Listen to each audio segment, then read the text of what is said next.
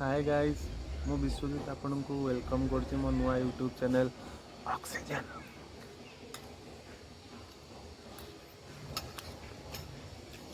15 दिन जाए लॉकडाउन हो जाए आमर ए जिम किसी स्पोर्ट्स एक्टिविटी क्लब किसी भी ओपन हेनी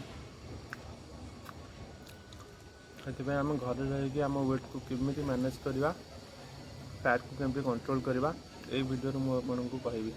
आज टॉपिक ही यहाँ चलो कवर अप करवा। ये लॉकडाउन में बहुत पिला वेट गेन कर तार रिजन हूँ जिम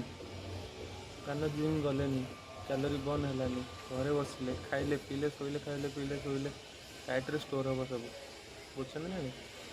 से मुझे किसी टिप्स और ट्रिक्स कहि यू शुड फॉलो इट। ताले आसନ୍ତୁ जानिबा एबे फैट लॉस पूर्व मुझे गोटे जिन कहूँ बॉडी मेटाबॉलिज्म जहाँ बॉडी में जितना मेटाबॉलिज्म फास्ट थी देहरे फैट स्टोर हम बुझे मो बॉडी टाइप देखो एक्टमर बॉडी मोर जहाँ भी खाइबी जिते खाइबी मो बॉडी फैट लगे मुझे कैलोरी सरप्लस जी फिर भी लगे लगला को बहुत लेट हम मो बॉडी टाइप हो बॉडी टाइप तीन प्रकार थाए गोटे हूँ एक्टोमर्फ आ गए मेसोमर्फ आ गए हूँ एंडोमर्फ पूर्ण कह आपको से यहाँ अलग टॉपिक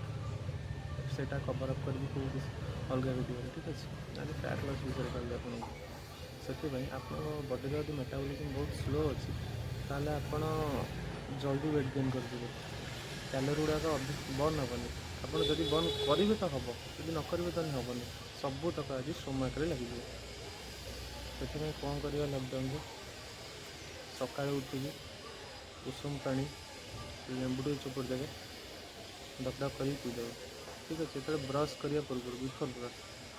तापर मात्र घंटे 1.5 घंटा कार्डियो टी करेंगे बेली टी करेंगे हाफ एन आवर कार्डियो कर हाफ एन आवर बेली बात आ किसी अधिका दरकार नहीं। देन तापर लो कैलोरी मिल ने सब ब्राउन ब्रेड होगला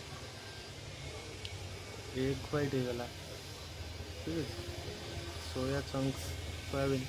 सेटा होगला मुझे कहीदे से आपड़ी नेबे से कहीदे मुझे डाएट करें से जिन लो कैलोरी मिल कौन बुझे वेजिटेबल होगला फ्रूट्स होगला लो कैलोरी आ जोड़ा मीट एग ये सब रहा कौन कहले प्रोटीन सोर्स ऑफ प्रोटीन देखो आम गोटे मिल को कंज्यूम कले बुझे आम कौन करवा सका बहुत सारा एक्टिविटी थाए जीवा बुलवा आसवा एनीथिंग एनी एक्टिविटी 24 आवर भर आम एनी एक्टिविटी करवा तरह कैलोरी बर्न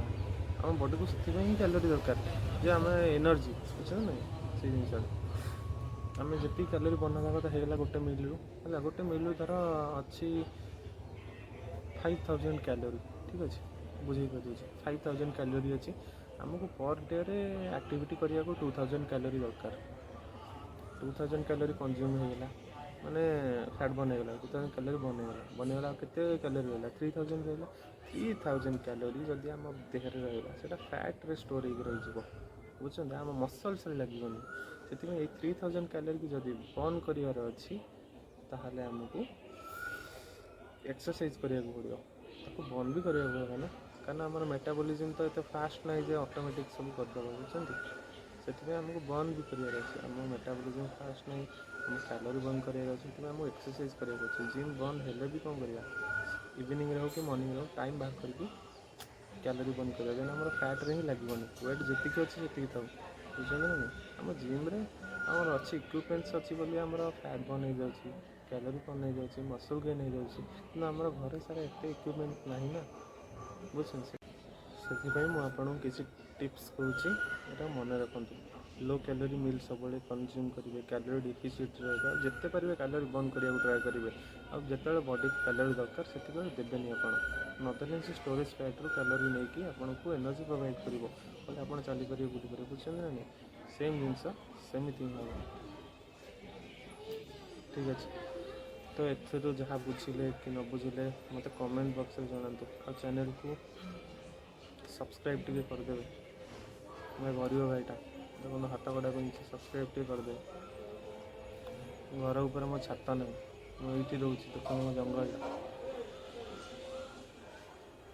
थैंक यू।